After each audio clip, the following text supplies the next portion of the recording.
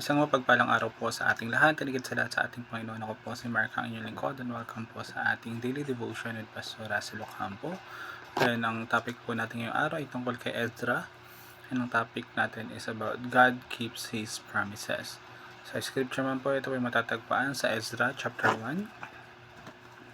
Sabi dito, noong unang taon na paghahari ni Ciro sa Persya, natupad ang sinabi ni Yahweh sa pamamagitan ni Propeta Jeremiah nang udyukan ni Yahweh si Ciro na isulat at ipahayag sa buong kaharian ng utos na ito. Sa ating katuruan, unang-una, God's promise has an appointed time of fulfillment.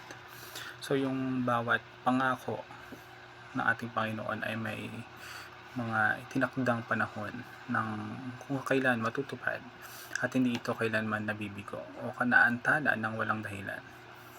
Pangalawa, God uses even pagan or pagan to accomplish His purpose. So, ginamit ng ating Panginoon maging yung mga taong hindi siya kumikilala o sumasamba upang maisakatuparan yung kanyang banal na layunin at kanyang plano.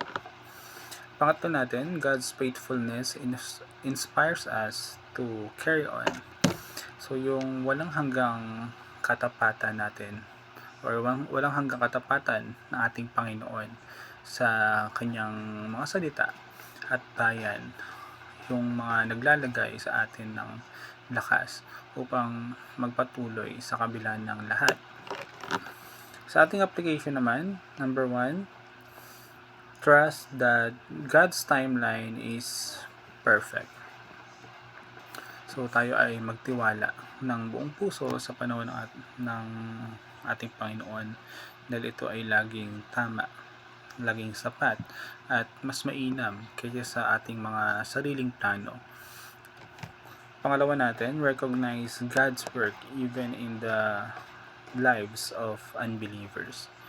So may kita at kilalanin natin yung kamay ng ating Panginoon na kumikilos maging sa buhay ng mga taong hindi naniniwala sa Kanya dahil Siya ang namamahala sa lahat. And pangatlo po natin, never give up because God does not give up. So, hindi natin kailangan sumuko dahil yung Panginoon natin ay hindi rin sumuko sa atin para tayo ay mailigtas. At huwag tayong susuko sa pananampalataya at sa pag-asa dahil hindi rin sumusuko yung ating Panginoon sa kanyang mga pangako at pagmamahal sa atin gaya ng paggawa or pagsunod niya sa ating Diyos Ama. So yun lamang po ngayong araw. Salamat po sa pakikinig and God bless po sa ating lahat.